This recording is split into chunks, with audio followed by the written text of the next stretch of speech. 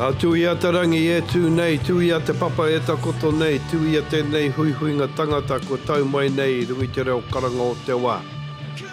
O tira, tēnei ka mihi atu kia rangi nui e tu iho nei, kia papa tua nuku e takoto mai nā, tēnā kōrua, tēnā kōrua, tēnā kōta.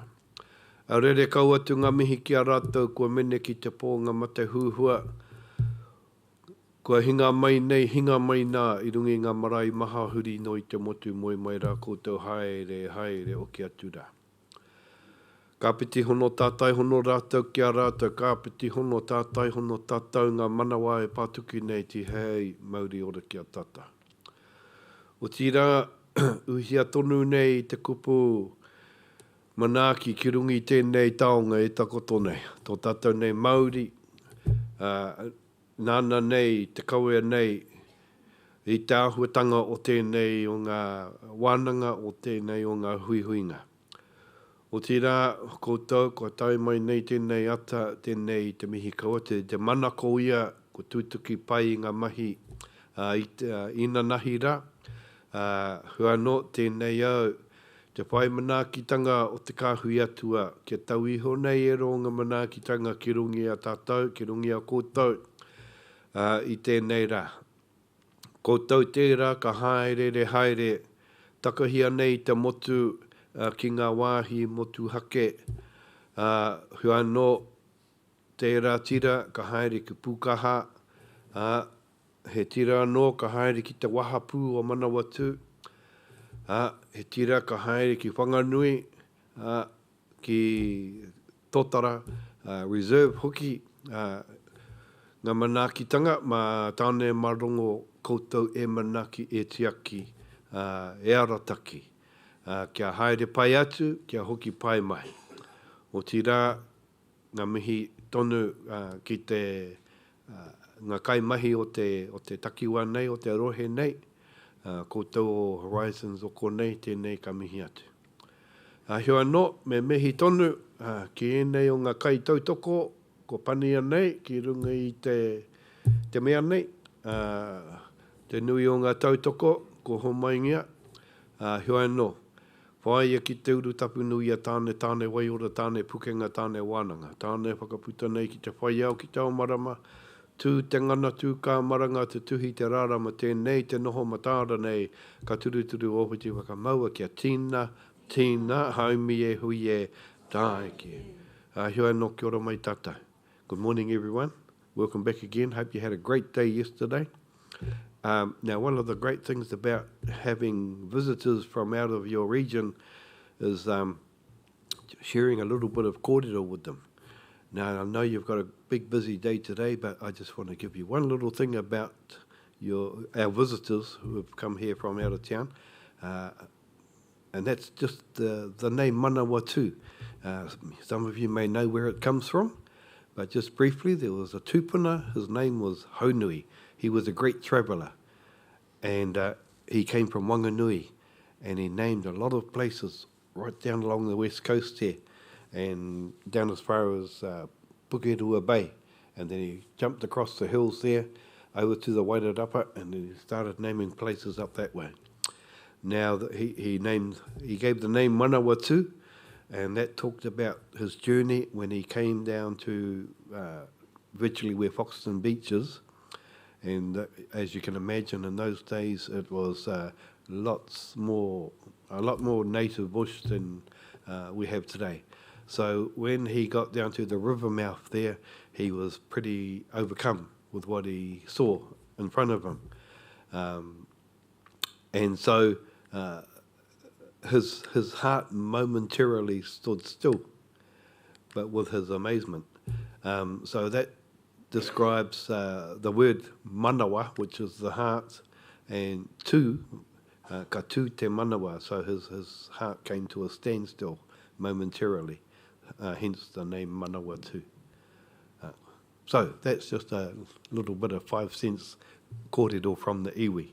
Nō reira, kia pai te haere i te rangi nei, have a safe journey to your destinations, and back here again this afternoon. Kia ora mai tātou. Oh, actually, you can sing a song with me. te aroha, te whakapono, me te rangi mari e tātou tātou e. Kia ora Rawatu, tēnā koutou, tēnā tātou. Handing it over to Jake.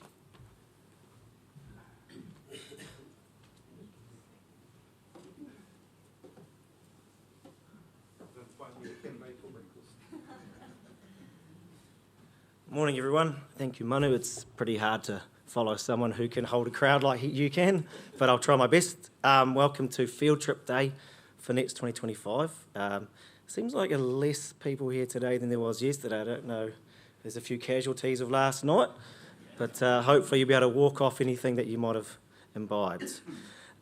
Very quick housekeeping. After this, there's going to be smoko upstairs, and then I think the lunches will be downstairs for you to pick up on your way out. The buses leave at 10:30. Please do not go to the bus for 10:30 because it will leave. Please go there before 10:30. Please go on to the bus that has your name. Your field trip from your tag will also be on the bus, so please go on that one. If you go on a different one, someone will miss out on their seat. This morning we're going to have 4 talks from the people that are hosting these field trips. If you look for them, they will also be by the bus in which you are supposed to go on, except for one, and you'll be looking for a chap named Martin, and I'll point him out when it's the talk for Tōtara Reserve. When you get back here, it will be about 4:30, give or take, and then you've got a bit of free time before happy hour at 6, which will be upstairs, and then dinner will be at 7, back in this room here. If you have any cars parked out there, you will not be able to pay for the parking meter, so I hope that you've all paid for a whole day and not half of a day. I think that's everything. So our first talk this morning is from Zoe. She is talking about Bushy Park in the Wanganui. Enjoy. Kia ora koutou, everyone. My name's Zoe Stone. I'm a biodiversity advisor with Horizons. I'm going to give you a bit of a background about Bushy Park, Tarapuruhi. For those of us that are joining us today, and those of us that aren't coming, maybe I can inspire you to come visit our wonderful little sanctuary next time you're in the region. So Bushy Park, Tarapuruhi, is about a 90-hectare bush sanctuary just outside of Wanganui. It's also got a historical homestead where you can stay pretty reasonably, so if you ever want to come back, do look it up. It's a mature lowland podocarp forest, mostly a tawa rata pukaha forest. It was never logged, but it was grazed when it was farmed by the Moore family back in the early 1900s. Frank Moore, though, had the really good initiative to fence it off in 1951. There's a really large rata called Rata Nui, which is one of the largest rata left in the North Island. And he put a little bit of a buffer of vegetation around Rata Nui, fenced it off, and since then we've got really good regen of the bush, and we've got the stunning site left. In 1961, after Frank passed away, he gifted the land to Forest and Bird, and since then it's been run by Forest and Bird as a big restoration project for the community. Work has been really well at improving the vegetation, but in 2005 they fundraised a whole bunch of money to put in a predator-proof fence, and so this has created this eco-sanctuary, which is the only one that we have in the region. This is just an example of the sort of vegetation you get. You get these lovely old pukateas along the tracks, some very big old rata in the middle, a tawa canopy, and we've got this wonderful regen starting to happen.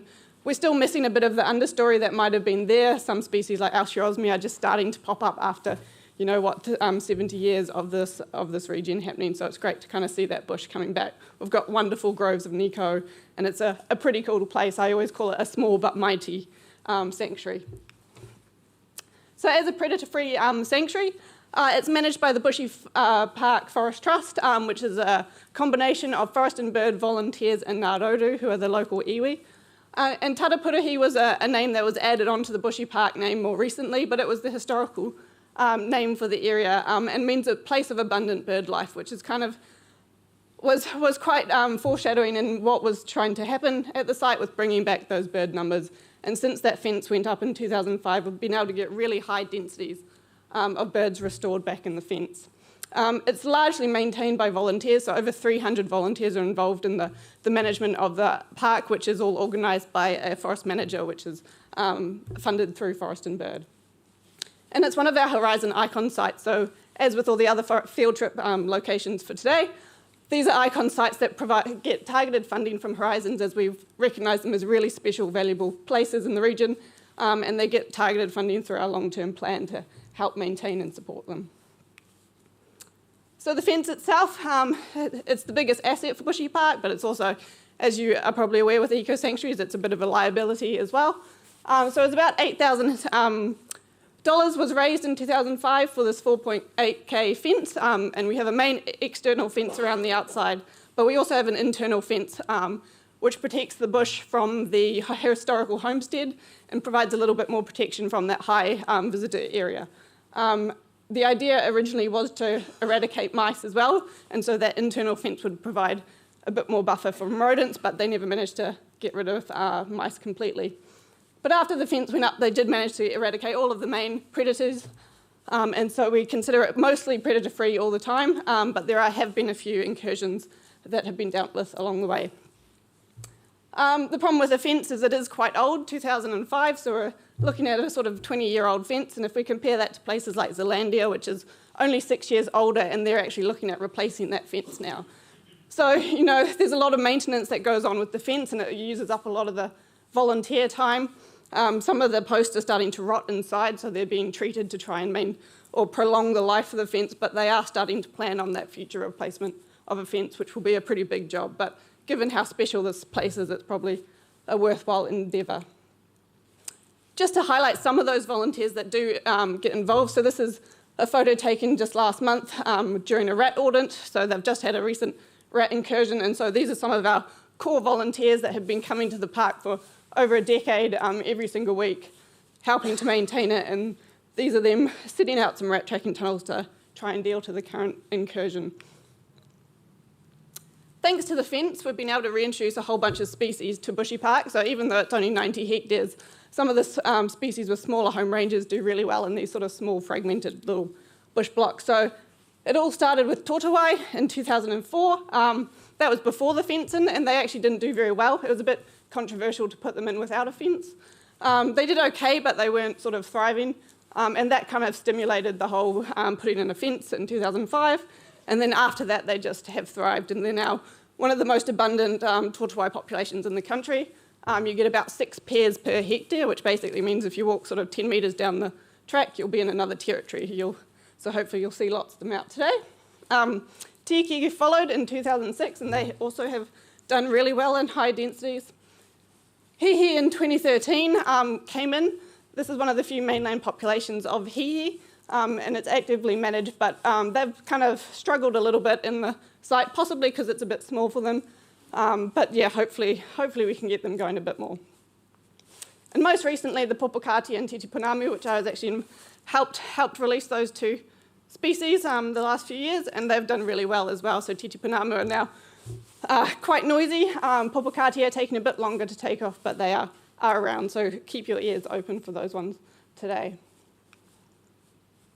Some of the other highlights in Bushy Park, there was a wetland that was restored or artificially created at the base of the park, which has provided a sort of opportunity for sort of freshwater restoration as well, and providing that sort of transition between a podocarp forest into a wetland sort of habitat. So that's been really cool, and they've been starting to work on developing a freshwater plan there. We've got a few interesting lizard populations there, so gold-striped gecko, which is a threatened species. We've got a nice little population in there, and we've had multiple students studying that population. And then more recently, a barking gecko, or Wellington green gecko, was discovered by me, actually flattened on the driveway. Unfortunately, we haven't found any more since that one, but one means that there possibly are more. So yeah, if you see a gecko, let us know. But apart from that, there's been not a lot of study on all the other species in the reserve. We've got this one survey of land snails from DOC, which picked up quite a lot of native land snails. But with mice still being a problem in the reserve, they are kept to low densities with a quite intensive baiting program, but because of that, we have a bit of a limited opportunity for reptiles and invertebrates. So that's something that Bushy Park is looking at in the future, about an eradication of mice. but also providing a lot of the planting projects around the reserve in the pasture areas are being planted up with more scrubby habitat, so hopefully we can, in the future, have a bit more lizard opportunities in that habitat, so that's something they're doing. As with any sanctuary, the outside of the sanctuary is a huge pressure to the forest park, and so in 2017, a HALO project was established to try and help reduce the invasion pressure around the edge of the fence. It incorporates about 800 hectares on private land and over 200 traps within this area. Not surprisingly, the highest catch rates are immediately outside the fence, so we get over 50% of the catches that happen in the HALO project are right on that fence boundary. So we have constant surveillance of that fence by predators, which means when there is a fence breach, the chance of an incursion is pretty high. And so this was exemplified by the recent incursion that you might have heard of earlier this year, and so they're planning to increase the HALO project a little bit more to, again, reduce that sort of pressure coming in. So as I said, there has been a few incursions, which is kind of one of the key biosecurity threats for our Bushy Park. In 2014 was the first kind of major one. During a routine mice audit, they detected rat footprints and also caught a couple of rats in the trap. So they conducted a park-wide incursion response, and this heat map just shows where they picked up rats. So it was a bit more widespread than they thought, which was not great. So from that, we did a whole bunch of baiting across there's a very intensive grid that they use for their mice control, which is about 50 by 100 metre grid spacing of bait stations. And so that was deployed with bait. And so since the incursion in November 2014, you can see the red line is the rats, blue line is the mice, so the good thing about doing a rat response is you generally knock down the rats as well. And so they managed to get to sort of zero detection rates by January. So again, this is all mostly managed by volunteers, so it's a huge effort by them. And you can also see when you get this sort of baiting, you also get the weta go up. So that's, again, another sort of indication that some sort of mice eradication would be fantastic for our larger invertebrates in the reserve. So earlier this year, the most recent incursion was a rat that was detected. So it was triggered by this tree fall. So they detected this tree fall on the fence, which triggered a rodent audit using the tracking tunnels, and they picked up rat tracks in those tunnels. So prompted a park-wide baiting response and checking of the fence and all this sort of things. And during this process, they actually found multiple tunnels underneath the fence in different locations. And a dog handler came in, a rodent dog, and actually didn't detect any sign around the tree fall, but detected all the sign around the tunnels and stuff. So we actually think this incursion came elsewhere. It wasn't related to the fence breach and was possibly happening before the tree fall as well. So not great. So these are some of the tunnels that they picked up. Again, this is kind of relating to the ageing infrastructure of the fence. And also along the fence line, there are a few steep areas, and as with most volunteer groups, they're on the older side, so it can be a bit challenging for them to get to some of these areas. So having the support of partners like Horizons is really, really helpful for Bushy Park to do these sorts of responses. Unfortunately, this is still ongoing. So this was earlier in February when they first picked it up, and they've had a few months of ongoing baiting, and they had 2 months of zero detections of rats, and this last week they had a dog detector in to give them the all clear that they were rat-free again, but unfortunately we picked up more rats during that survey. So today it will be a bit busy out there. They are deploying another audit to see what they can find, and also there's another field trip out there as well. So you'll get to see the park in full swing today. An important part of Bushy Park has been its research and learning sort of capacity. It's considered an outdoor classroom. Because it's so small and has some very accessible tracks, we've been able to get a lot of students and research projects involved. Over 3,500 secondary students were involved in the education program last year. So we get a lot of schools in the region come to Bushy Park for day trips, get shown around, hopefully get their love for the bush inspired and will return in future. Part of the education program is also a Rangatani Ranger program, so some of the young students will start doing ongoing volunteer work, and the idea is to hopefully get them to come out more frequently and join the volunteer group.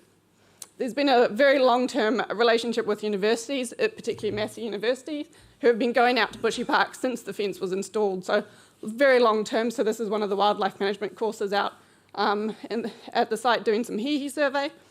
And because of this, every year they go out and do a whole bunch of different work, but one of them is a distance sampling field trip, which they're actually doing today. So they'll be out there counting all the birds, and we've been able to actually do some really cool studies from this. So this is just an example of some of the research going back to 2005, all the data, that really can kind of track the trends in the bird population. So this is Kaitiaki, as you can see, just going nuts after they were released. So it's really cool having that sort of long-term relationship with universities and researchers. Bushy Park has been able to have a lot of sort of active monitoring and data being put into how we manage the site. For instance, there's a lot of specific species management. When the park was first set up, Operation Nest Egg had a kiwi creche set up, and the idea was it was going to be a long-term sort of site for egg and juvenile maturity. But that ended up being closed down partly because it was such a small site, volunteer run. It just wasn't a feasible location for them. Apparently there is still one kiwi roaming in Bushy Park that was never picked up. So if you're ever there overnight, maybe keep an ear out and you might hear the lone kiwi. The active management of the hihi population is probably the main species management that happens. It's very actively managed with sugar feeders, as you probably know, that most hihi populations require some sort of feeding to persist, and Bushy Park is no exception. Every year there's a couple of students that come from a European university and do hihi-specific research projects, and that's always been quite great. They do like little either genetic projects or vocal projects or breeding success projects, and it's been really cool to kind of incorporate that into the management of the hihi population. One example was last year we were trialling specific feeders targeted to females. The population, while it's grown, it's kind of remained fairly steady and at low numbers. There are about 60 birds within the site, and it's a highly male-biased population, so very few females. So something's going on with the females that we haven't quite figured out.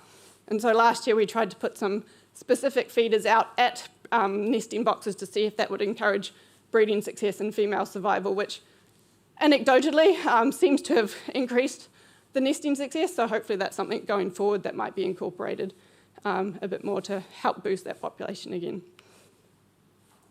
And more recently, one of the key parts of Bushy Park has been to increase the sort of Mataranga Māori aspects of the park and the kawa me tikanga, the cultural practices and principles being involved in the actual running of the reserve. There's a strong partnership between Ngahere and the Bushy Park Forest Trust, and it's just getting stronger and stronger. So an example is most recently there was a wānanga at the park between iwi involved in eco-sanctuaries around the country, and this was to establish a collective for iwi and hapu who are looking to be more actively engaged in the management of these eco-sanctuaries. So that's been a really great initiative that I've been lucky to be part of. Another thing is the harvesting of kawakawa by Kaitiaki, which is a nutritional supplement brand by Ngahere. So if you ever go to Woolworths and buy a smoothie mix, you can get kawakawa from Bushy Park, which is pretty cool. As with any eco-sanctuaries, there's a bit of tension between how much of that harvesting you can do without disturbing the natural values of these sites, but it's something that Bushy Park is really striving to try and find the balance of. And of course, with the translocations recently, we've been really lucky to have involved in the Titipunamu and Pukaha ones, really had a strong iwi focus. So we kind of talked about them as an iwi to iwi translocation. We were just there to help, but having this sort of real strong relationship between, or long-term understanding between the source iwi and the receiving iwi has been really fantastic. And hopefully we're looking to kind of show other eco-sanctuaries how to incorporate this into their translocation, which has been really, really rewarding. And yeah, so Bushy Park is doing amazing things. It's one of my favourite little eco-sanctuaries in the country. And because of all the great work that they've been doing, they've got the thriving bird life has allowed for Bushy Park to now become a source for other other sites around the country. The most recent example was Tōtara have now been the first species translocated out of the park. They're in such high densities we can take them from there and put them into new sites. So in 2021 and 2025 we did a translocation of Tōtara to Turatea, which is just up the dam above Palmerston North where all the wind turbines are. And we just did a supplementation last week actually to put a few more in, and they're doing really well as well. So that's been really great. And again, including that tikanga into these sort of work has been really important. Potentially with other species like Kaitiaki that are doing really well, they might be able to be translocated out as well. So we're working with Bushy Park to do some more intense surveys to see what the population abundances are to make sure that we're not impacting those populations at all, but we could take them in the future. And those rangatani ranges are really core part of bringing up the enthusiasm for these sort of sites into that volunteer force so that we can have that long-term sustainability of these sorts of sites. So I think that's about it for the general background. So the field trip today, we've got 3 options. Either you can just have a free explore. There's a bunch of main tracks that are very easy to walk. Just go have a look, see what you can see if you're a birder. Go sit by a hihi feeder and see some of those. Otherwise, I'll be having a little bit of a stroll around the main track, so you can join me and have a bit more of a guided tour. Then the other option was if you'd like to be involved in some of the volunteer work, they are doing their biosecurity response today, so you're welcome to join that. So for any of you coming out today, if I could just get a quick show of hands who would be interested in joining the biosecurity response. 1, 2. Okay, if you just so I can let them know what to prepare for when we get there. But yeah, thank you. Hopefully it's going to be a great day out there. So.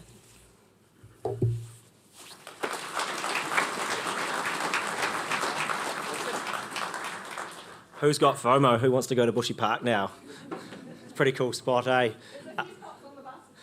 It's Abby's turn to make you have FOMO for not going on the Manawatu Estuary field trip. All yours, Abby.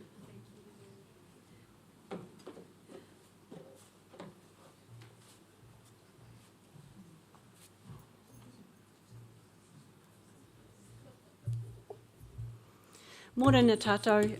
My name is Abby and I'm a pest plant officer for Horizons Regional Council, and my area of work is the horo whenua. Today I'm really happy to be taking you to the beach. We'll be going to where the Manawatu River meets the sea, and the areas are known as Papangaio and Te Whārangi. So we'll be out at Awaho, Foxton. Along with me today will be Sian Cass from the biodiversity team. And she's done a huge amount of work out there developing the management plan, which you'll hear more about. So this PowerPoint will just give you a bit of an overview of our coastline and the estuary and some of the issues that it faces, and an introduction to the people that have been working out there, and we're looking forward to taking you out there to meet all the personalities later. A little bit of geography so you can know where you are. The Manawatu River rises in the east of the Ruahine mountain range, flows through Te Apiti, the Manawatu Gorge, through to Papaioia, Palmerston North, and then out to sea at Foxton, Awaho. So we'll be where that yellow star is today. Just as a point of interest, the green smashes along the coastline are an indication where there are sea spurge incursions.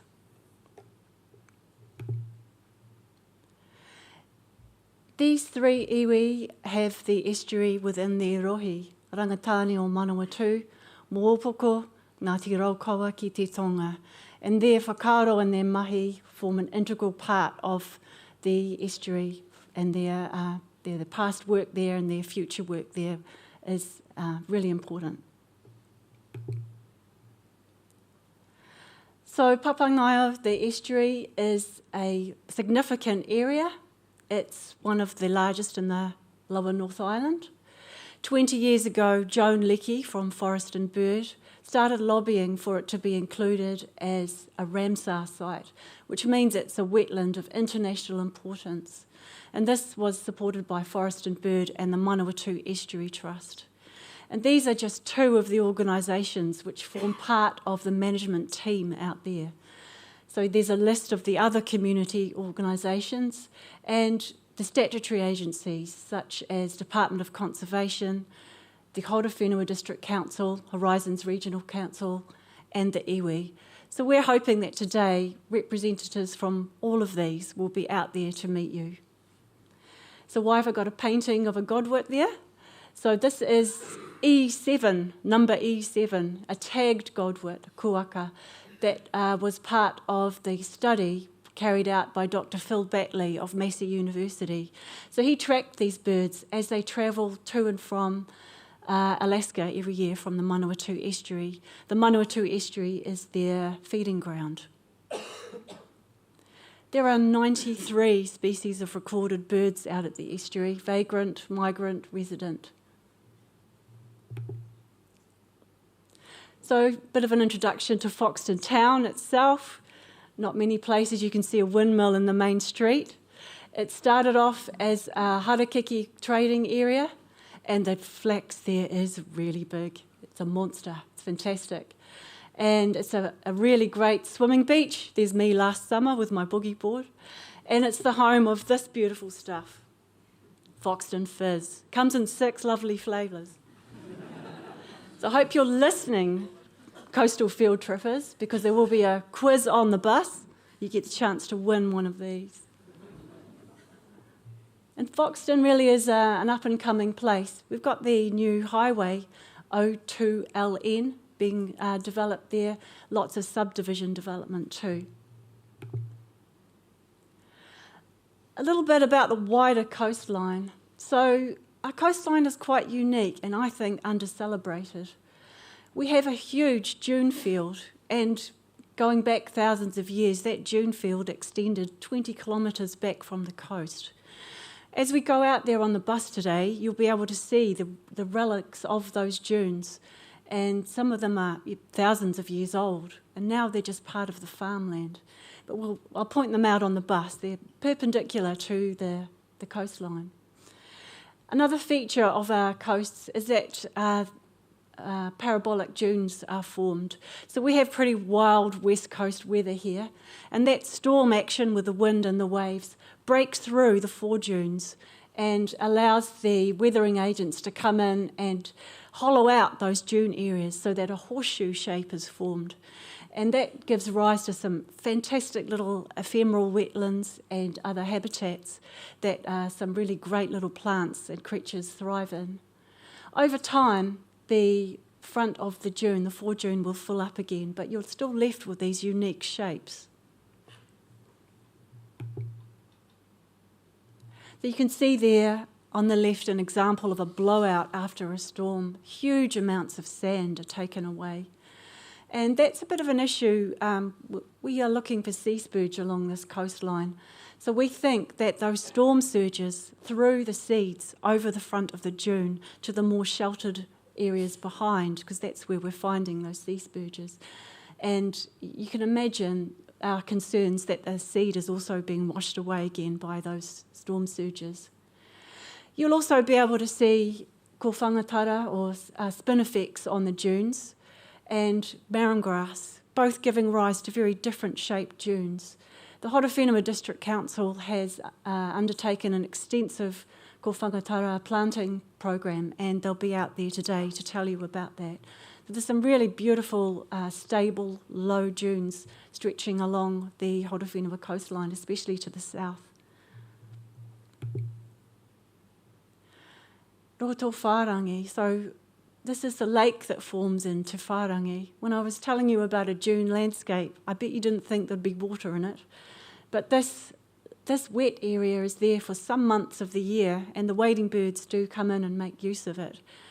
In this area, and we'll be spending a bit of time here today, you'll also find a range of invertebrates and amazing little plants. You may even see a katapo. So we'll be meeting Arnhem out here today. And this is where he spends every second Sunday. He'll be up at sunrise out there weeding, getting rid of marram and all the other exotics. Same with Dr. Bob. An amazing crew of people out there. Here is the unveiling of the Manawatu Estuary Management team plan, and this happened this year in March. So the existing agreement was developed and then underwent 2 years of workshops, and then in this year it was completed and unveiled. And the aspects of that plan include dune protection, Māori history, water quality, plants and animals, animal pests, and importantly, community engagement. Sian will be able to give you more detail about how this plan came about.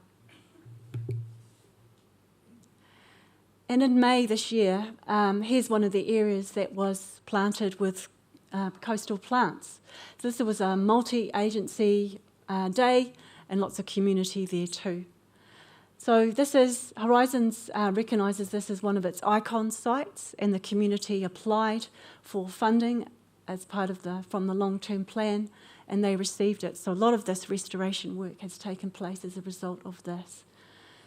So just keep that image in mind, because this is what it used to look like. You see it was covered with silver poplar, and last year, Kaitiaki o Ngahere, I know you're here, did lots of fantastic work and cleared that area. So I'm really happy to be able to take some of you along today, Kaitiaki, and show everyone the work you did. So that's them at the end of their work time showing everyone what they'd done. One of the other aspects of today will be looking at an area where we did vegetation mapping. So Courtney, Tregurtha, Nan will be able to show you within the dune garden where we sent up 2 drones, and they took detailed spectral imaging so that we can track the distribution of marram over time and other plants too.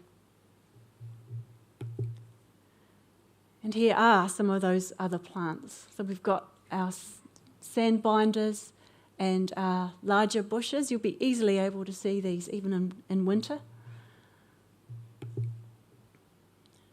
Coming down in size, there's a bit more ground cover with quite a lot of Pimelia out there.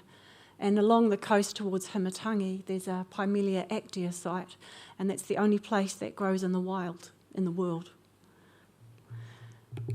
And then we get these tiny guys. So if you get down on your hands and knees, you'll be able to see these guys. That one on the left is one of my particular favourites. It's called the tape measure plant. No longer than our thumbnails. Same with the isolepsis on the right. Look, it's even flowering for you.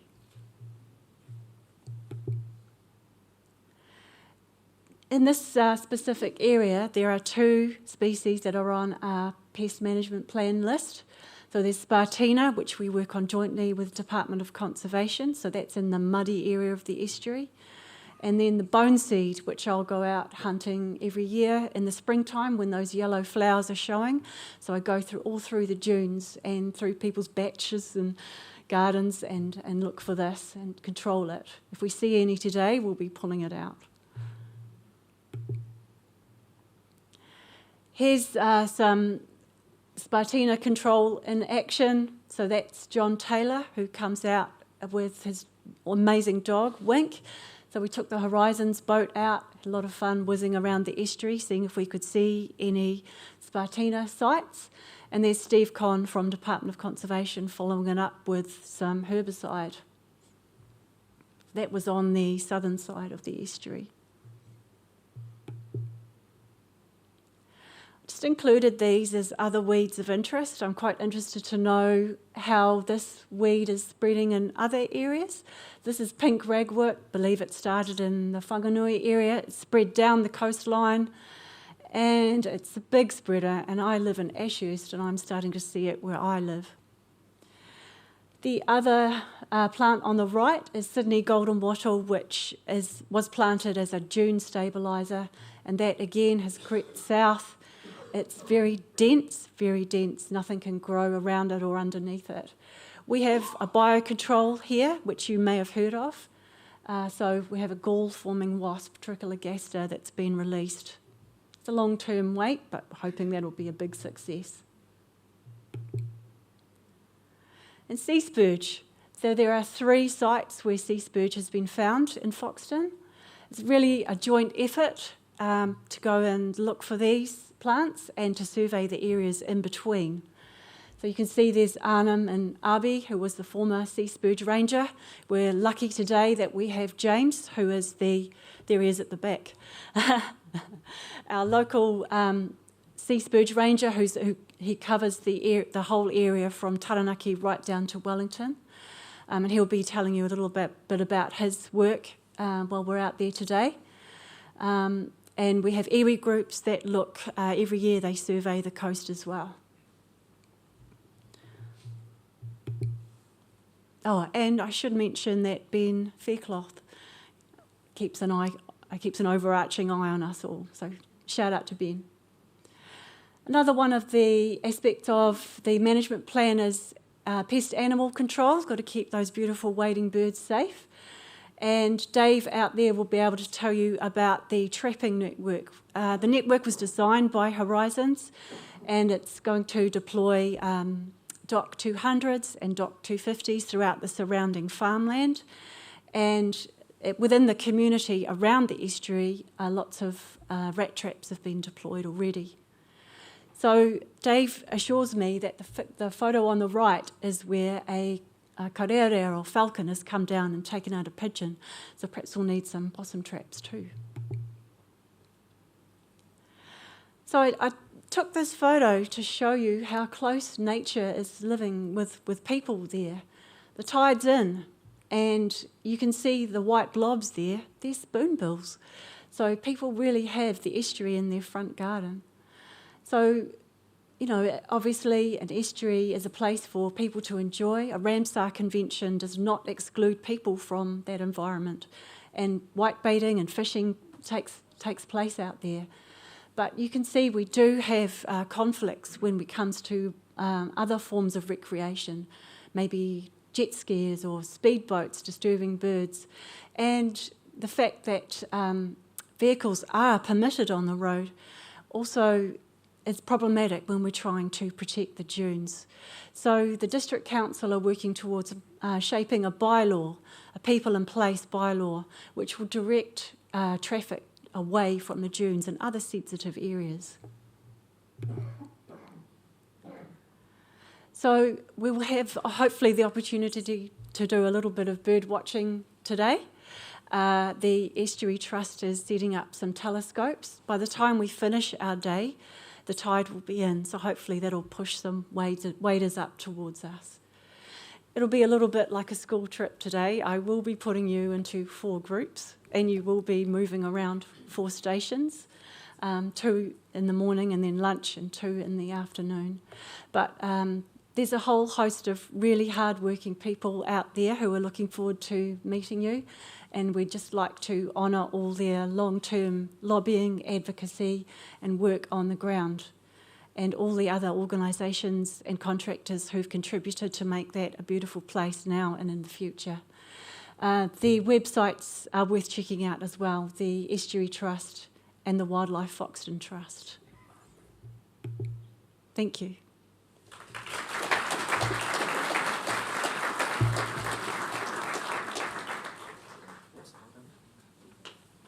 Nice day to go to the beach. You group are a lucky bunch. Next up we have the most dedicated biodiversity ranger in the country. She's also the biggest technophobe, so if she swears and throws the remote, you're allowed to laugh. Ruth Fleeson talking about Pukaha, Mount Bruce. Thanks, Jack. All good, mate. Thank you. Atamarie, good morning, everybody. I'm Ruth Fleeson, Senior Biodiversity Advisor at Horizons. Hope those hangovers are going okay this morning. We've all been there. But yeah, amazing field trip today. Looking forward to showing you guys some amazing parts of this country. So this morning I'll take you through Pukaha's unique history, and it's linked to Fiordland, an overview of what's happening there now, the captive breeding program, and some special characters that put Pukaha on the map. So 800 years ago, for the descendants of the Kura Haupo Waka that migrated south, the forest was an abundant living pantry of birds, fish, berries and plants. It also provided shelter and raw materials for community life. More than 30 generations have walked through the trees you'll see today at Pukaha. In 1889, 55 hectares of the Mount Bruce forest was legally protected as a remnant of 70 Mile Bush. In 1948, some magic happened. The endemic flightless takahe was rediscovered in Fiordland by Dr. Geoffrey Orble's party after being labelled extinct for more than 50 years. Around 500 birds were estimated to be roaming the Murchison Mountains. It was the only flightless terrestrial herbivore to survive the arrival of humans. Ornithologists and the government of the day were determined that it wouldn't be lost again. In 1951, the government gave permission for a party to bring takahe chicks and eggs out of Fiordland for captive breeding and rearing. Elwyn Welch, an amateur ornithologist and Mount Bruce farmer, was chosen to attempt the incubation of takahe eggs. Birds were Elwyn's passion. He was one of New Zealand's best amateur ornithologists and started his practical conservation work by hand-raising grey-tailed ducklings. By the mid-1950s, when the work he had carried out on his farm became better known, he was regarded as an expert in raising endangered species. A ministerial visit was made to his farm on the northern flanks of Mount Bruce. They deemed his bird breeding work to be acceptable, and his appointment was approved. For the next 2 years, Elwyn worked at training bantams to stay sitting on a brood of hard-boiled eggs in wooden carrying boxes, no matter what was happening to them or around them. He carried them in their nest boxes on his tractor when he ploughed the paddocks. He put them on the roof rack of his car and drove to the coast and back. Once he forgot they were there and drove straight into the garage, knocking the boxes onto the ground. Showing true mother dedication, those tough little hens stayed sitting on their eggs. In 1957, Elwyn, his bantams, biologist Gordon Williams and photographer Peter Morrison carried out their first expedition to retrieve takahe from Fiordland. There was some public opposition to these South Island treasures being taken north, so the retrieval mission was kept secret and codenamed Operation Password. In November that year, Elwyn drove his Austin A40 car with boxes, bantams and gear to Wellington, crossed over on the ferry, drove to Te Anau. Next they travelled by launch, and then finally he carried the bantams and boxes by backpack into Takahe Valley, aided by Williams and Morrison. They searched the valley floor but didn't see a single takahe. Stopping for lunch, they sat down to eat, and Morrison absent-mindedly just reached out a hand into the tussock and felt something move. 2 fuzzy black takahe chicks. Elwyn quickly wrapped them in his jersey and returned to the hut to put them with their bantam foster mums. The 3 men, their precious cargo, started the arduous journey home. The next day they were late to catch the ferry back to Wellington, but so important was the mission that strings were pulled and the ferry was delayed for them. Operation Password was a success, but not a total success. The 4 takahe eggs they'd also collected failed to hatch, although one reached the stage where the chick could be heard cheeping inside the egg. Undeterred, Elwyn chose more bantams for foster training, and this time he trained them using pukeko eggs for the slightly longer incubation time. In 1959, the second expedition was carried out with another epic journey by car, launch and on foot. This time the eggs were incubated, hatched and raised successfully by the bantams, the world's first artificially hatched takahe chicks. Slight downside, the takahe chicks imprinted on the bantams and wouldn't breed with their own kind. By 1960, the takahe were thriving at Elwyn's farm and the public were finally allowed to view them. Over 13,000 people visited over a 3-week period.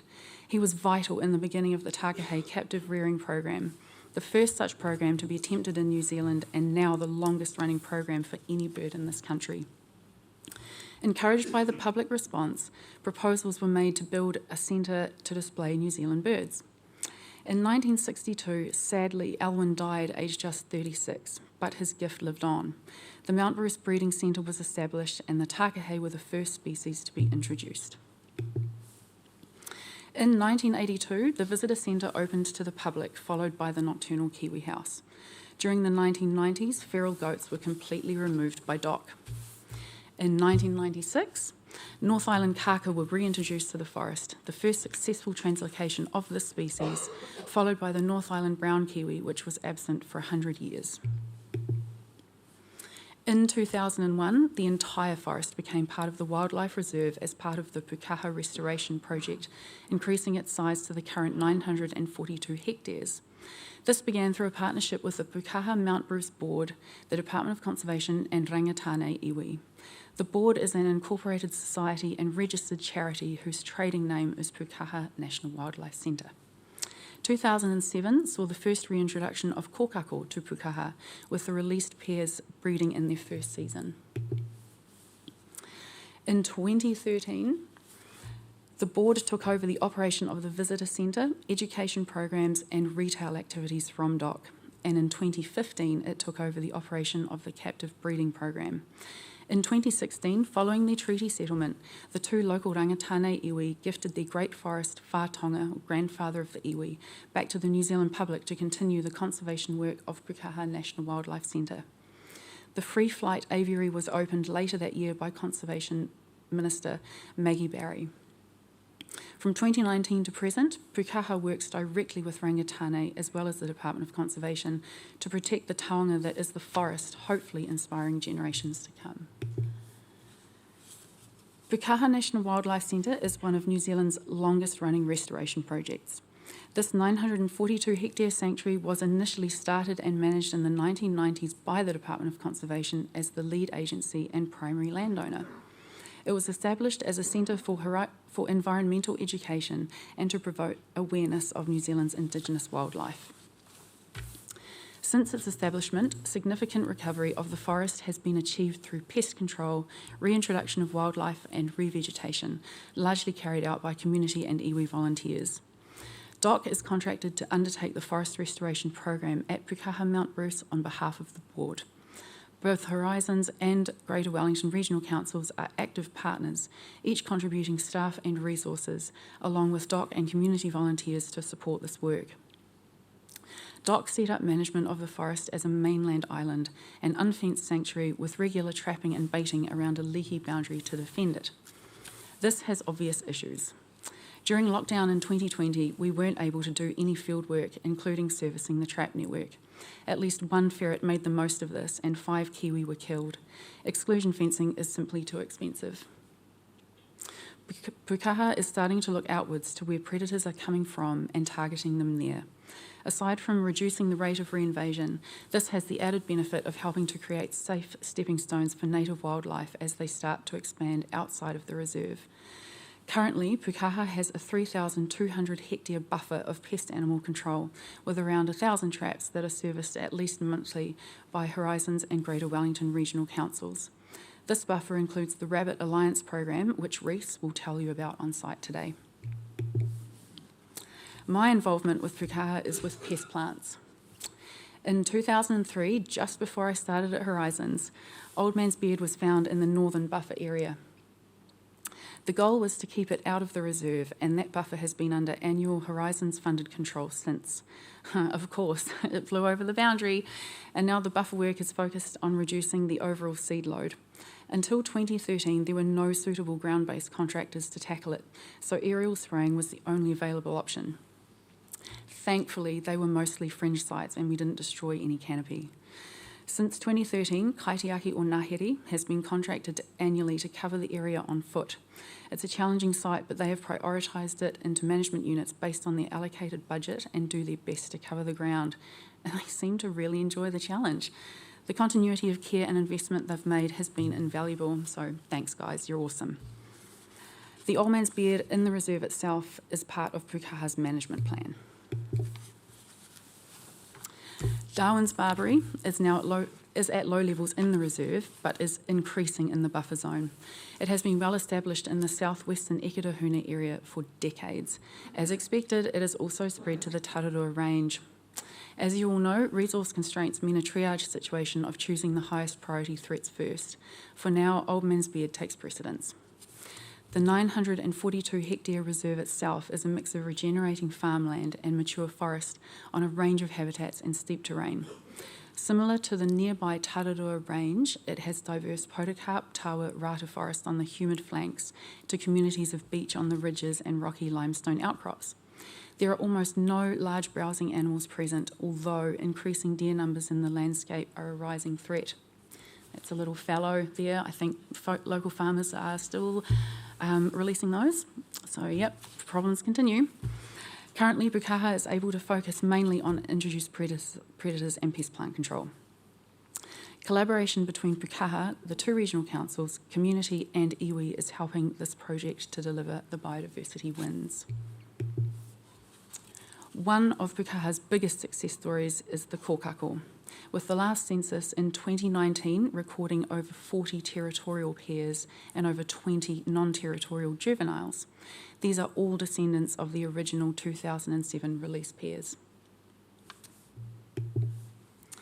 As well as enabling the public to encounter rare wildlife up close, Pukaha also continues its busy captive bird breeding program. In the last decade, 92 shore plover have been released to Motutapu Island. These nationally critical birds have 2 to 3 clutches per year. The first clutch is hand-raised and the parents raise the second. 78 whio juveniles have been sent to Tongariro National Trout Centre for fast water training before release into the Tongariro and Whanganui areas. They are both hand and parent raised. 26 kaka have been raised. Many of the North Island birds have been sent to Sanctuary Mountain in the Waikato region. Pukaha has 2 breeding pairs and 1 foster pair in their aviaries. 81 pātehi have been sent to Isaac Conservation and Wildlife Trust in Christchurch for fast water training and release into the wild. 1 breeding pair is in the Free Flight aviary and the second is off display.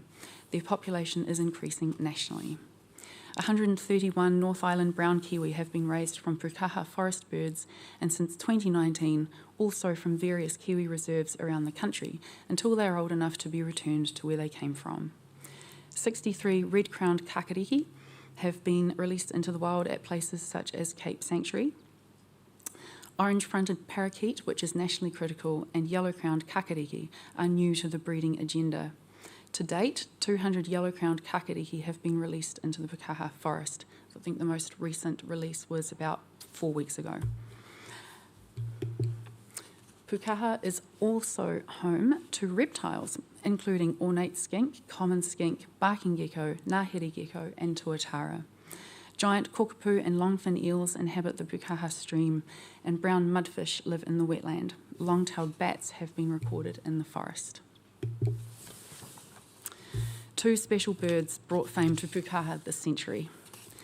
Manukura, a worldwide sensation for being the first white kiwi to be hatched in captivity, she won hearts and connected people to conservation.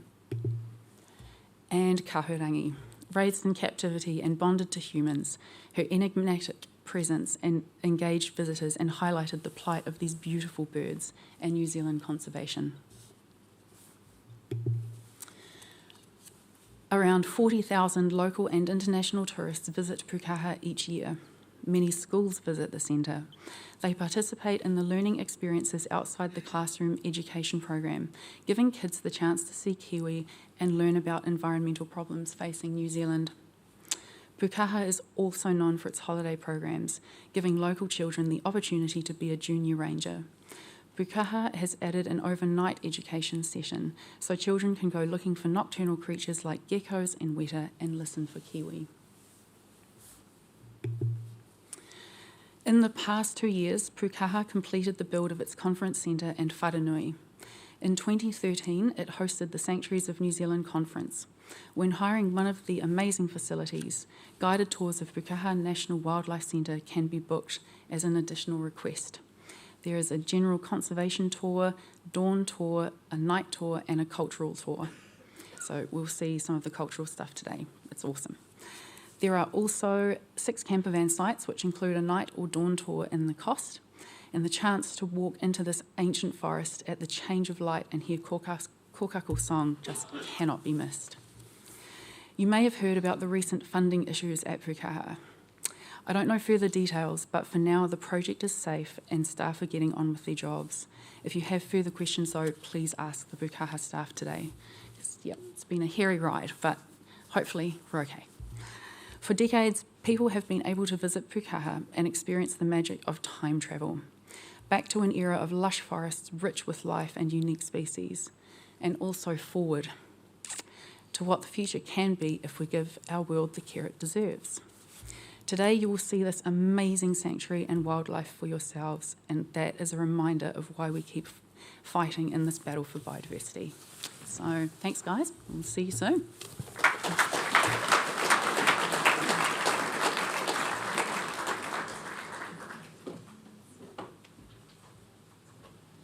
Now everyone wishes they were going to Mount Bruce instead of Bushy Park, eh? So many great options. It's really hard to find a possumer in Horizons who wants to do one of these talks, so we've got Sian, who's actually going on the Manawatu Estuary field trip to do this talk because she is very well versed in what's happening at Tōtara Reserve. But you're actually, at the bus, are going to be looking for Martin, who is also in the biodiversity team, and he is going to be taking you out to Tōtara Reserve where you will see some more Horizons people. So, oi, Sian. Yeah, use that Just thing. push that one. Yeah. Tēnā koutou, tēnā koutou, tēnā koutou katoa, ko Sian Casahau. I'm very privileged today to present to you a very brief introduction to Tōtara Reserve. There are many people that work at Tōtara Reserve and contribute to the park.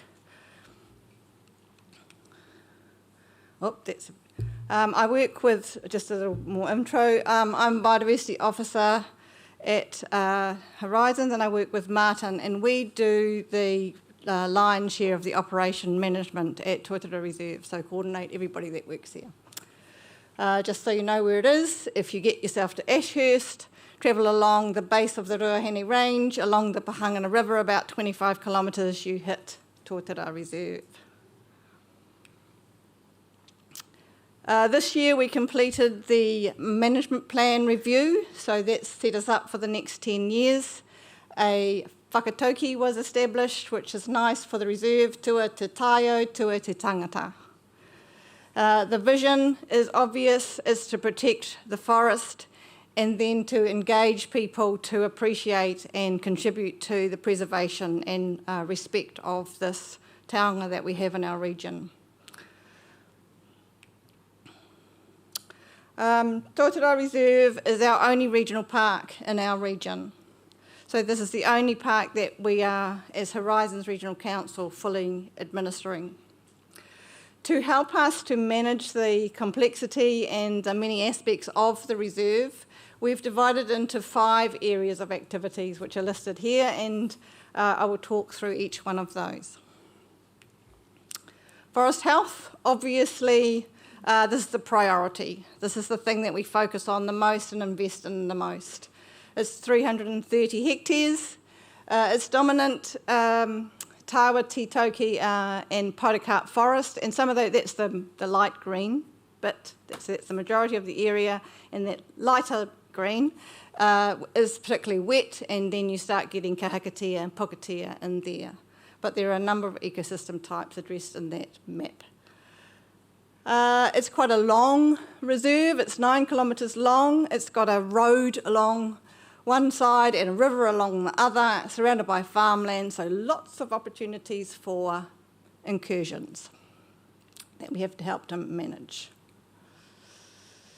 Forest health. So the pest animal program that we run, it got a significant boost up about 5 years ago, and a comprehensive network of bait stations and traps were installed. As you can see, it's pretty well covered now. As part of that plan, we had objectives to get a target of possums at 2% and rat numbers at 5%. So we have managed to achieve that in recent time, which we're really pleased about. So you can see the rat numbers are down to 0 in the last measurements and monitoring, and also the possum target is also reached. Those big sort of yellowy lines are the mice, so obviously there's more work to be done, but it's fantastic to get to that stage and know that that comprehensive work has got some outcomes that we want.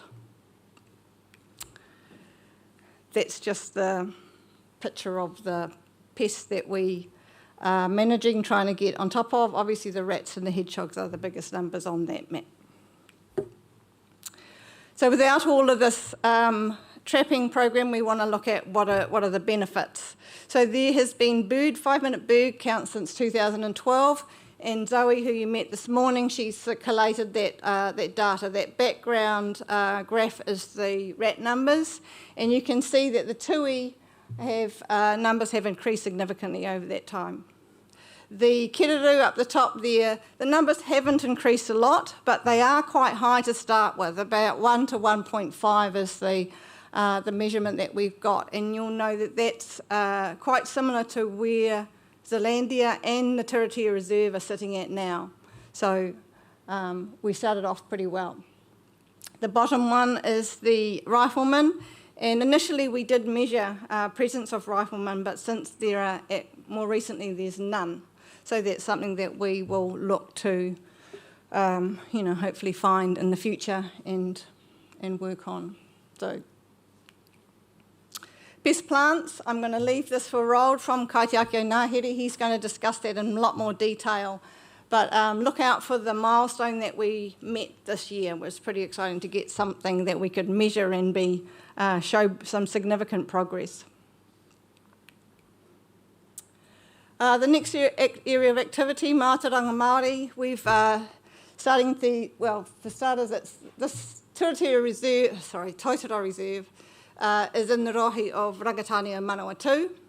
And Rangatani, Tamaki, Nuiarua are located over the other side of the Ruahine Range, but over history they've travelled over the range and have quite an affiliation with the reserve. And so representatives from both those iwis are now quite engaged with the work that we're doing, and we're looking forward to some significant engagement and involvement with those people. We've already done a history, so one fellow put together a history, so that top map indicates that top map shows a pa overlooking the camping area of Tōtara Reserve today. So there's quite a bit of history that we will start to explore. At the moment you won't see a lot of presence of that cultural story, but we're working on that. And on Monday we've got an opening, so we'll discuss signs and information and stuff like that. It is a significant area for rongoa, so that will probably be a focus area for iwi to be involved with, and they want to develop. That's our new whareis entering the walkway, and they've been involved with open days talking about rongoa. We have 3 main tracks. Starting from the bottom is the Fern Walk, and then the Petifa, and then up the top is the Nature Trail, and Fern Walk's about 2 to 3 hours walk, Petifa about 2, and the Nature Trail circuit is about half an hour. So they get in. So the Fern Walk you'll do today, that starts rising up, and so you get good views over the park. The Petifa track is down by the river, so quite flat, and you get more wetland species in there. And then the Nature Trail is around the camping area. The campground, so the campground is at the top end of the park. You can see those things. The camp history there, Camp Rangi Woods has been going for over 100 years. So facilities there, and the Kahakatea, so the top campground, has been about 80 years. So there's a long legacy of people visiting the park and staying there. And they come every year, the same families come every year, so there's quite a legacy. The campground manager out there over the summertime, she's been working there for 27 years, and so everybody loves her, and there's quite a legacy, quite difficult to change anything. So, but it's all good. It's all good. So there's, on the left, at the bottom is the Kahakatea campground, and then Kiraru at the top, and then you'll see the facilities at Camp Rangi on the right-hand side. Managing the campground is quite a lot of work, probably takes up the majority of Martin and our time, because we're having to manage a wastewater treatment plant, water quality, so we're out there every single week over the summertime measuring the water for drinking, and then there's the management of the campground, which is mowing and gardens and facilities and toilets and da-da-da. So, yeah, it takes a bit of time. The location of the park doesn't come without its share of concerns. So this is the outcome from Gabrielle, and that on the bottom is the Kahakatea campground. So we did tidy it up. It all looks beautiful all over again, but it is something that we need to look and manage. So in the long term, we're probably looking to close Kahakatea, and that will act as a buffer to protect the Kiraru campground. Community engagement. A couple of years ago, we started an open day at the beginning of the season in October, and we found that there was a great deal of interest to attend, primarily from families wanting a day out, but it also was an opportunity for people who've never been to Tōtara Reserve to come out and be introduced to that. This year we're going to change up a bit and have a bit of a challenge, but still on the focus of introducing people to Tōtara Reserve. This year we started Tribe, which is, you could figure out what that stands for. That can be a game on the bus out, couldn't it? But we're quite proud of that name, we made it up. Tribe, we meet, so that's a volunteer day we have once a month, so we're out there working anyway, so we said, well, why don't people come and join us? So we get a couple of people, not very many, but we also get the local school, so that makes it really worthwhile, and it's lovely to have the kids out there helping out, primarily working on the buffer areas, pretty weedy, and changing that into native species. That's me. Super fast, it's Rold's turn. Thank you very much. Enjoy Tōtara Reserve. So since 2021, we've been doing a lot of pest plant work out at the reserve, and I've been in charge of it, and so I thought it was that important that I was going to get a whole 10 minutes specifically on that. Kaitiaki or Ngahere have been the contractors for that, and Rold is their head ecologist, and he's going to talk to you all about pest plants at Tōtara Reserve. Cool, thanks Jack. Kia ora. Yeah, as Jack said, I'm Rold from Kaitiaki o Ngahere, and I'll just be doing a really quick whistle-stop tour of all the work we've been doing managing pest plants at Tōtara Reserve over the past 4 years. So yeah, Tōtara Reserve was a really exciting opportunity for us because with over 300 hectares of beautiful remnant bush, at the start of our work back in 2021, there was very little known about the pest plant issues impacting its ecosystems. So we got an opportunity to kick off our work with a really comprehensive survey to collect data and have an informed and strategic approach to management going forward. This consisted of both helicopter and ground surveying, targeting the core reserve itself and key areas of vegetation in a 3-kilometre buffer zone around the reserve as well. So a lot of work went into that, and as you can see, there was a lot found to be considering. We had at least 42 potentially invasive species impacting the reserve identified, and about 1,700 infestations found along our survey lines. So a lot to consider. How do we choose what to prioritise with the resource we have for the best outcomes of the reserve? What we've decided to do is, of course, target eradication species on Horizon's regional pest management plan. And we're also kicking off with targeting first the species that are impacting, having the most impact on the remnant canopies. So that's led us to 4 primary priorities to begin with. We had Gunnerer, an eradication species for Horizons, fortunately only found in the buffer zone. We also had cathedral bells, another eradication species for Horizons, and as you can see, significant potential to smother native canopies, but again, fortunately only found in a buffer zone, hadn't made it into the reserve yet. Going into the reserve, we had Old Man's Beard, another climber. Fortunately, while present in the reserve and smothering some areas of canopy, it had a more limited presence, so good to get on top of that quickly. And by far the most prevalent issue that we're dealing with was banana passion fruit. So as you'll see from the helicopter footage here, we found it to be coming out of light wells in the intact bush and smothering quite far up mature canopies, a significant issue to deal with, and also has a very widespread presence in more disturbed areas of the reserve. So this example here, we found it to be impacting about just between 2,000 and 3,000 square metres of disturbed bush, both regenerating and remnant canopy. The species is also very, very prevalent along the roadsides, so has community interest as well. So how we've been dealing with that, we've broken first the area up, the reserve up into 17 key management areas, and used these areas to establish primary and secondary priorities for management over this last 4 years.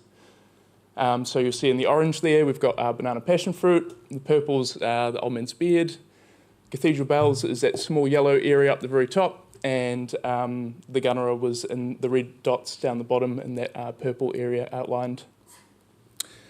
And going forward from that, because obviously it was quite a widespread presence, we've broken it further down the reserve into management units across which we've been rolling out management using our forest restoration framework. So our framework consists of 4 key phases. In the initial control phase, we're targeting mature individuals, grid searching through these units, and we're seeking to deal with anything primarily that can be controlled without needing foliar spray control. Anything that's cut, stump, ball, drill and fill, that sort of thing. Then we move into the follow-up control stage. We're revisiting those units, searching them all again, finding any outliers that might have been missed, dealing with any regrowth, and we're targeting anything that can be treated for foliar spray and has been left and prepared for foliar spray in the initial control phase. Then we move into our seed bank control. Now we're dealing with the historic seed bank from historic mature infestations, and we're again grid searching the areas, but we're focusing on where we've known these infestations primarily to be present, and we're dealing with re-establishment from the seed bank before it can reach maturity. The length and the timing of this is dependent on the species and how quickly they're maturing and how long their seed bank lasts. But ideally, we're working until we exhaust the seed bank. I'm sure you all know it can be a long game, but at that point, we'll be going into the forest protection stage, where we're dealing with infestations coming from external sources. Important to consider is that if the surveys aren't identifying any mature infestations of our primary priority species, we can put those areas straight into forest protection to begin with. So how that's looked over the last 4 years. So in terms of how we've been prioritising it, we've first been going to areas that have higher quality bush and lower density infestations, so maximising results in limiting spread and working back to more degraded and impacted areas. To begin with, the blue areas highlighted went straight to forest protection. That was nearly 2/3 of the reserve for our priority species. So that was a really exciting result, about 192 hectares. And then the red areas highlighted there are where we started our initial control. And we've been progressively rolling out management over the last 4 years. That milestone that Sean was noting was this year we managed to complete initial control after 4 years of management for all of our primary priority areas. So a very exciting achievement, and next year everywhere is in at least the follow-up, which is the yellow, or seed bank, which are the green areas there. We've also got a small area along the road corridor we're doing as a long-term management strategy. It's more of a progressive containment to limit spread of infestations that are at high densities in low quality areas along the roadsides, and that's highlighted in the pink. In terms of the outcomes of our management, so going back to those 4 priority species, Gunnerer, we only found 1 mature individual during our initial control work and some seedlings and juveniles, and fortunately after that first week we didn't find it again since, so looks like we might got there right in the nick of time for that particular valley. And we've been able to hand back management to Jack, which I'm sure he's enjoying searching those valleys. Cathedral Bells, we've significantly reduced the extent of this infestation. It had a bit more of a presence than the Gunnerer. We were dealing with about 2,500 square metres of mature vines in initial control, and this species is rapidly maturing, so we're having to intensively revisit these areas to keep it out of getting back to seeding stage. And we also have the juggle of trying to get land access and maintain that there, so that's a consideration too.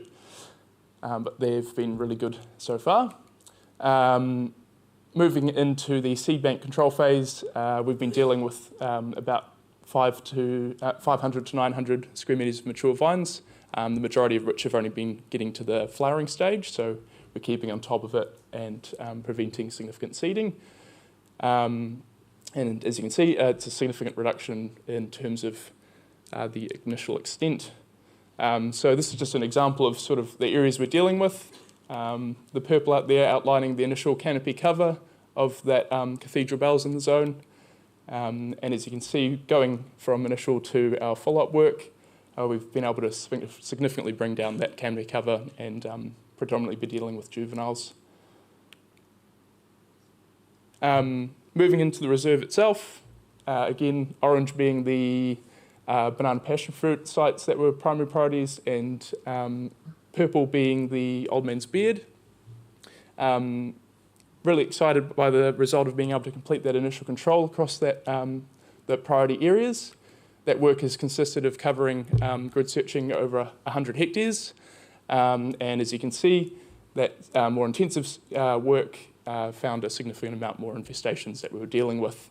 So during our initial control work, collecting data has allowed us to see how much that has actually been.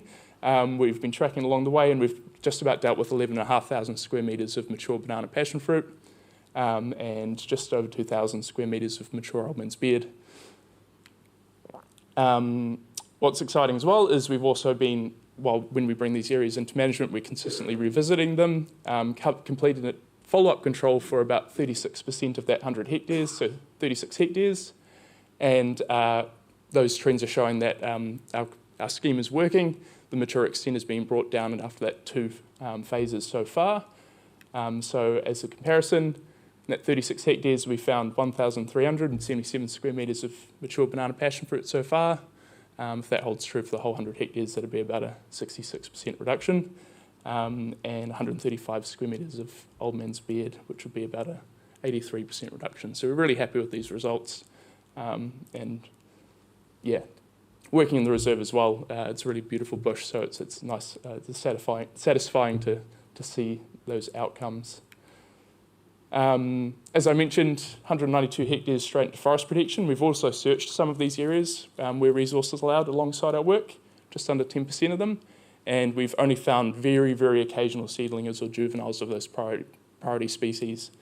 So it's a nice confirmation that that survey outcome of and strategisation has been the right move in the areas we've checked so far, so that's great to know. And as I mentioned, that long-term control work in the road corridor as well, high densities of banana passion fruit there. We've dealt with just under 8,000 square metres of mature vines there so far. And just again, as a quick little look at what that sort of looks like in practice, it's a drone shot of an area we did initial control this year. Beautiful mature tower being absolutely choked by banana passion fruit, but just after control, you can see significant die-off of those vines, so I'm sure that tree will be happy with a bit of relief. And just going back to that initial 2,000 square metre infestation, this is what it looked like moving from before to after the initial control phase. So a significant freeing of the canopy, really happy with the results. In the 2 seed bank sweeps we've done there so far, we've only been finding smaller juvenile infestations and no further matures, just the occasional flowering plant. So really stoked with how that's going, particularly considering what it was initially looking like. So yeah, that concludes my whistle-stop tour. Thank you very much for the opportunity to speak on this project. We've really enjoyed the work so far, and thanks to the team for doing the work on the ground as well.